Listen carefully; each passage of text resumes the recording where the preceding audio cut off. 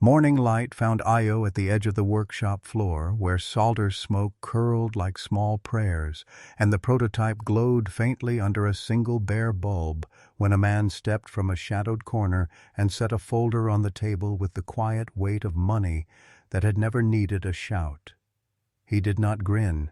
He watched, and the room seemed to bend around the possibility that this moment could be the hinge Lagos had waited for.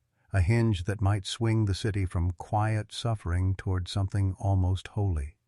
And the first question that pressed at Io's ribs was not if he could build a machine fast enough, but whether the man who had walked into the room was really just a rich donor, or something far larger, perhaps a hidden billionaire who watched the city like a parent watches a wayward child, and kept his generosity behind the veil until it could do the least harm and the most good. When the stranger finally spoke, his voice was gentle but inexorable. "I know what you did for Layla, and I know what you've carried for years. I'm here because your work deserves a stage bigger than a scrapyard, and Lagos deserves a repair that lasts." The words landed like rain on dry ground, and Ao felt the old ache for humiliation stretch anew, but this time it was braided with a new thread of awe, because the man's name was not merely a donor's. He was Olabode Adeyemi, founder of the City Light Foundation, and, unknown to most, a billionaire whose power came with a pledge to restore dignity rather than crush it. As the investor's eyes lingered on the glowing prototype, the price of failure suddenly felt different, for the man with the quiet suit held a clock in his hand, and it was ticking toward a 3-month window that would either launch the cooperative into a robust enterprise or expose every weakness Lagos pretended to hide. The foundation man asked softly, "Do you want to be a legend who saved a district or a father who fed 1,000 families for a decade?" And Ao spoke the truth that had carried him through hunger and fear. "I want to light up the streets without burning anyone's hope." To which the investor replied, "Then listen close, because legends are built on clear contracts and clear souls, and I am here to translate your courage into a city-wide wind." Olabode explained that his foundation did not give handouts, but provided seed money, technical mentorship, and a legal shield that could turn a handful of repaired generators into a network of microgrids powering clinics, schools, and markets. He would fund a pilot in Isale Eko to prove the model, but only if Io, Ngozi, and Adamu agreed to a governance structure that preserved community leadership while opening the doors to real scale. The cloud of risk thickened. 3 months to demo the prototype, a promise to hire dozens of apprentices from the market, and a constraint that every decision would be transparent, audited, and public. Yet, within that pressure, a path began to appear where there had only been cracks. Ao asked the one question that could derail or redirect fate. If the machine works, who signs the check and who takes the credit? And Olabode answered with a calm that could calm a storm. "We sign the foundation charter, not your name alone. The city will carry the credit when it carries the light." The revelation that Ngozi's shadow over the boutique, once a symbol of private ruin, could be knit into a public ledger of restitution because Olabode's team insisted on a social audit that would track how profits uplifted workers and how the clinics avoided greed. Adamu, with his ledger eyes, would serve as the community witness, ensuring every contract and every apprenticeship fed back into the neighborhood. And in that moment, Ao found himself facing a new reckoning. Could wealth be a patient partner rather than a sudden hammer? Could power be a mirror that showed what the city was becoming rather than what it had taken from people? The aftermath was visible in the paint on the market walls and the hum of a different kind of generator. Io's company outfitted clinics with stabilized power and put apprenticeships into the hands of young repairers who had been tightened by poverty. His cooperative became an incubator with clean floors and shelves where old radio parts once lay, and the compound that had once been closed off now had a new roof over a community workshop where Ngozi's former seamstresses could learn small business accounting. Families who had been pushed to the margins found jobs as technicians and drivers. The school near the red earth patched its leaky roof, and Ayo's mother, with medicine in her cupboard and a steady bed, watched the transformation with hands that trembled in gratitude. In daily life, the contrasts remained. Danfo horns still cried their rough songs while polished cars passed quietly, and mornings still carried church bells and mosque calls. But where there had been an unbridgeable gulf of wealth and shame, a new path now linked market stalls to showrooms with training, loans, and dignity. Ngozi, who had been stunned when the man she cut loose returned with the city's gaze upon him, began to understand that power could be wielded to heal as much as to harm, and she chose to step back into the world with humility, taking responsibility and learning a life measured in hands and not headlines. The new normal was not a fairy tale of perfect reconciliations, but a practical ledger of mended things. Ayo lived in a modest house that smelled of coffee and solder, drove with a driver who had once been his apprentice but now taught others, funded scholarships that allowed the bazaar children to learn trades and not street hustle, and his mornings still included walks to the clinic where nurses greeted him like a neighbor, where once he had been known as the husband, the rich. Wife kicked out, he was now the man who had outclassed that narrative, not with spite but with measured power, buying back dignity for others and turning his company's profits into community projects, roads patched with the red earth, new generators humming with steady power, and a small scholarship fund in the name of Mama Kemi that paid school fees for children who would otherwise have been forced into work. Ngozi, now in public service rather than boutique vanity, volunteered in the workshop that had once been her competitor, and their children, older and steadier, learned the value of truth, repair, and second chances. The city still had its inequities, but here was a visible proof that one life's ascent could tilt the scales for many. The final images of the story were simple and cinematic. The old gate opened for community meetings, children tracing patterns in the dust, and the generator's patient hum becoming a background prayer for better days. Kindness had been the quiet currency that bought him the right to choose, not the fast money of spectacle. The story shows that truth, steadiness, and the refusal to answer cruelty with cruelty make justice a construct that rebuilds rather than destroys. Never judge a life by one chapter. Sometimes the person you pass in the market has been building the machinery to change a city. If this tale moved you, share what you think in the comments. Who did you root for? What would you have done? And please like, subscribe, and turn on notifications so the next story finds you. I'd love to walk you through another life in the city's long, humming song. The midpoint twist, years later in the arc of his life but at the fulcrum of this story, arrived not with thunder, but with the quiet gravity of a presence entering a courtyard.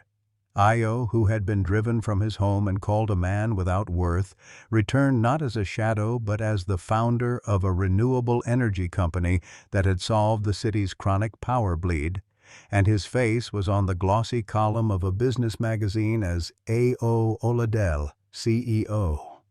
The rise had not been overnight. Seed funding from that foreign engineer and Adamu's quiet introductions had turned his design into a product that brought light to clinics and cooled stores in the heat of harmattan.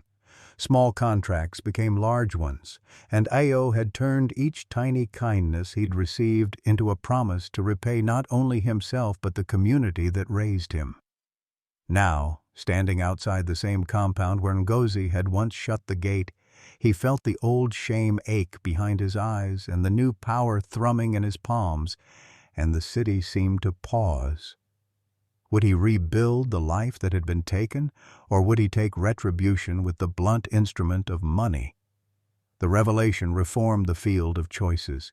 He could buy the block, buy the bank that foreclosed on his neighbors, or he could walk away with dignity and open a path for others. Darkness crept back in for the moment that tested the fibers of who he had become.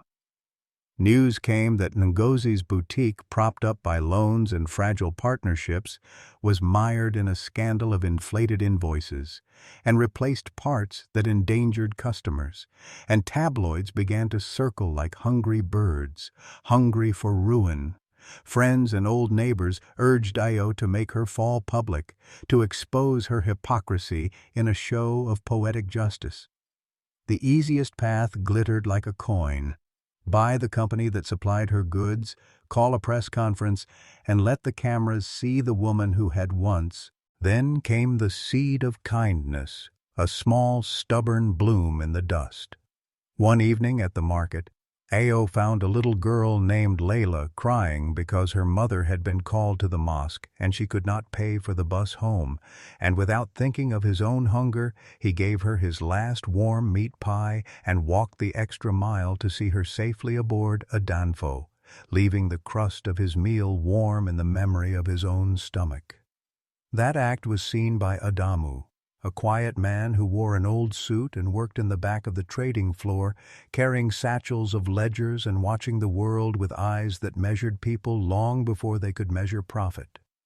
Adamu later offered Io a chance to help at his small repair cooperative, saying softly, "People remember who stays kind when times are hard." The kindness was concrete and simple: food given, a child aided, a secret kept. And Adamu kept a note of it in a ledger he would later show to someone who needed to know what a person was made of. The pattern shifted again.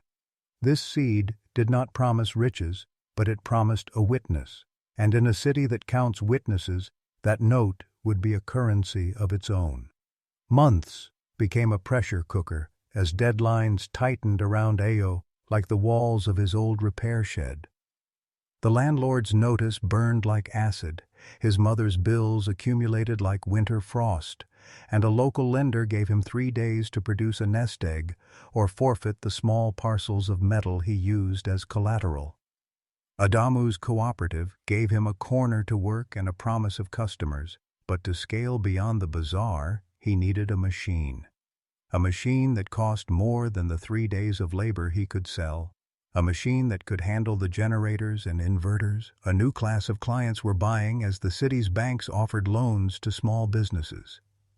"By dawn in 3 days," the lender said, his eyes like coins, "bring thee in money or we take everything." And the words compressed time into a trap. Io worked until his fingers bled, trying to piece together circuits and small loans from friends, every soldering joint a measure of his children's future. The tangible consequence was simple and stark. Without that machine, the cooperative would lose its contracts, and Ao would lose the thread that might stitch his life back together. The week that followed felt like a drum roll toward either ruin or revelation. Late one night he stayed at the cooperative until the darkness dissolved into a pale blue morning and an investor arrived by surprise. A visiting engineer from abroad who had been invited to see local ingenuity and whose eyes lit on Ao's improvised stabilizer with a slow, careful hunger. Adamu introduced them, mentioning the gari and the girl and how Ao had walked Layla home, and the investor asked to see the designs again. In that exchange, a possibility was planted. If the design could be refined, scaled, and protected, it might attract seed funding that could buy the machine and more, turning the cooperative from a local mercy into a business that might lift many. Under the hum of a generator and the smell of heated metal, Ao bartered sweat for chance and revised his plans with a heat in his chest that could have been hope, while somewhere the city turned its indifferent face toward the morning. The days that followed demanded everything: meetings in cramped offices above a danfo park, nights of paperwork, and a tight 3-week window to deliver a prototype, or the investor would move on to someone else. This was the pressure that could crack him or harden him into a different man. At first, the trials were small and mean, like the bites of a hungry dog, days without steady work, mornings spent sifting through discarded metal at the scrapyard, and nights listening to the generator's lonely hum while rain pelted the roof of his temporary shelter. He learned the city's underside where meals were measured in the kindness of friends and the cost of a taxi could decide whether a child ate. A man named Chaik, who wore a clean shirt and spoke of church foundations, offered him shelter and a day job at a newly opened workshop and seemed like a friend in the gutters. But Chaik was a wolf in sheep's clothing, praising Ayo's hands while quietly taking credit for the clever repairs and selling them as his own work to suppliers who paid little. "You do honest work," Chiki would say as he accepted Ayo's mended radios, and the wolf smiled in a way that made Ayo stupidly hope in return, even as paydays were late and promises thin.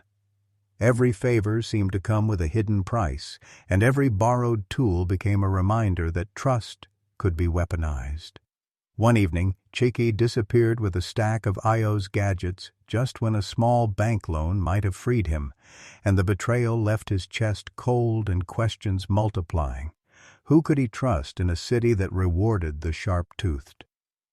Pattern shifted the next month when the rain stopped and the red earth cracked under the harmattan breath, and Ayo found work at a bazaar where traders from across Lagos banged out kitchen pans and sang ballads in exchange for small coins. There, among the clatter, he met Mama Kemi, who took pity on him with a flat cup of gari and the kind of eyes that had seen worse. The bazaar had its own cruel hierarchy. Brand-name boutiques behind glass, danfos idling for the rich outside the mall, and behind them men like Ayo selling repair services that the wealthy took for granted. Each client who walked past with a briefcase and a perfume cloud reminded him of what he'd lost and what he'd been denied. Pressure came in other forms, too. His mother fell sick, and the clinic demanded bills. The small roof over his head threatened to be repossessed by the landlord, and his children's faces appeared in his dreams like pleas wired into his bones, raising the stakes until survival felt like a race with no finish. How do you find dignity when the city's scales are tipped by glossy cars and the laughter of those who can buy mercy? He moved through a season of grit. He took late-night repairs in church and mosque courtyards, where generators hummed and men argued about scripture. He sold his few tools for a loan that turned out to be thinly veiled usury, and he swallowed nights of hunger so his mother could have medicine. Each small victory cost him something else, whether pride or the little ritual of morning coffee. Then came a pattern interrupt that changed the tempo. A collapsed bridge on the third day of Harmattan forced the city to reroute traffic through markets, and in the chaos, Ayo noticed a small failure common to all the traders' generators and lights. They were being drained by a faulty connector that no one else could be bothered to diagnose because their attention was on profit margins. He stayed until dawn soldering connectors for handshakes and empty promises, and by the time the sun painted the red earth gold, the traders whispered his name like a talisman. This sudden attention brought work, but also rivals and the kind of envy that speaks from quiet pockets. Just when a steady set of customers promised a future, another storm of challenges rose. An eviction notice landed on his shelter, and the shop owner demanded a cut he could not afford, and every small victory seemed matched by a new, sharper pain. Ayo stood at the edge of the compound as the gate slammed behind him, rain still clinging to the red earth, and the scent of wet dust rising like a question. He had 20 naira, a battered satchel, and the echo of Ngozi's voice telling him to leave. But what he felt most was the high-stakes bruise of humiliation that would cost him his home, his name, and possibly his children's futures. How had the woman he loved, the rich wife who once laughed at his jokes beneath the humming generator, found the coldness to cast him out beneath the bruised sky? And where would a man go when the city's danfo horns offered nothing but indifferent noise? Everyone in Isale Eko whispered the story in the market and the mosque courtyard. Rich wife kicked out her husband, they said, as if speaking it could explain why a marriage had unraveled into public spectacle. But Ayo wondered who had made Ngozi rich, and whether money had made her cruel, or only revealed a cruelty that had always been there.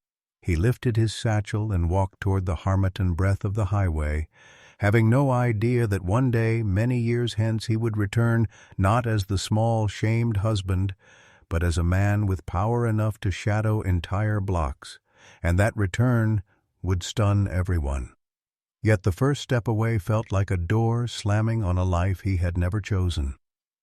In the ordinary world, before the door shut, Ayo's life had been a network of small, honest rhythms. He repaired sockets and old radios in a shed behind their flat. He bought cassava and palm oil at the market with the same hand that fixed Ngozi's leaking taps. And Sunday mornings, he walked with his mother to the church courtyard where generators hummed like patient beasts and the preacher's cadence warmed the dust.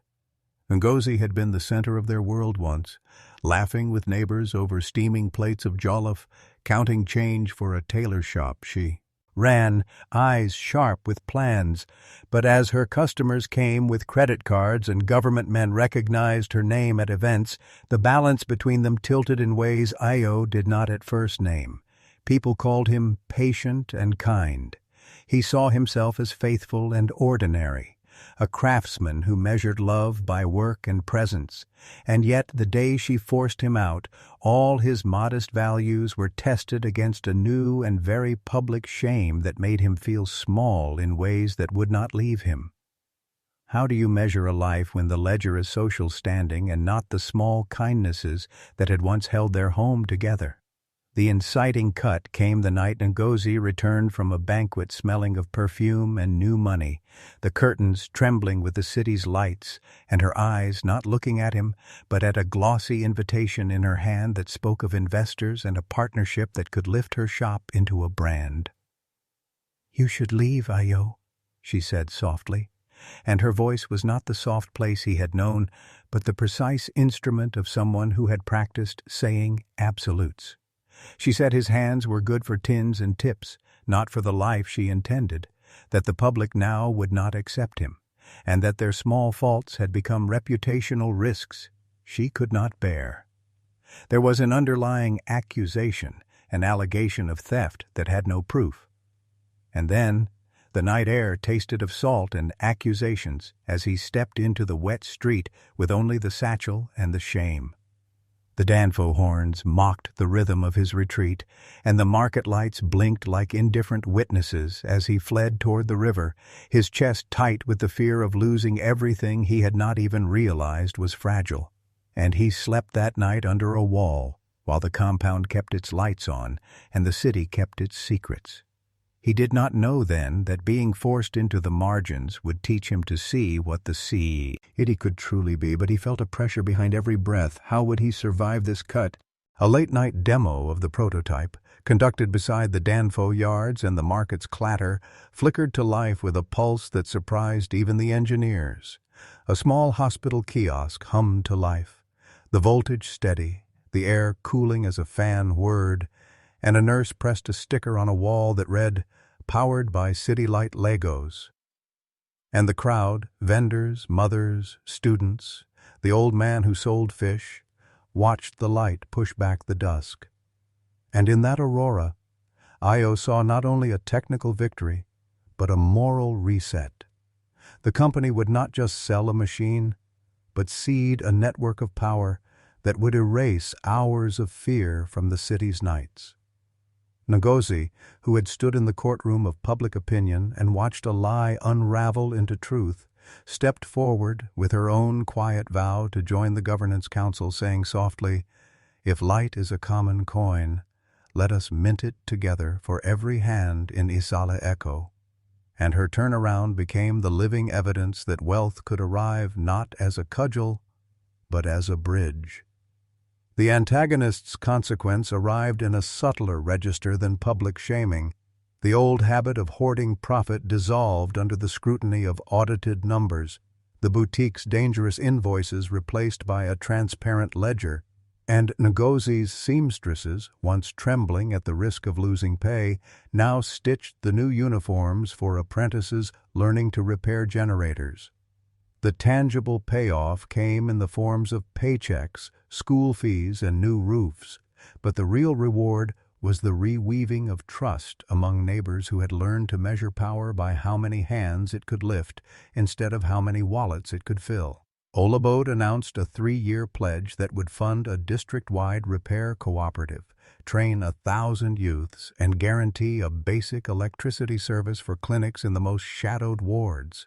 The city's hush turned into a chorus, and Ao, who had once walked alone with a battered satchel and a burden of names to erase, now walked into the morning light with a steady team behind him.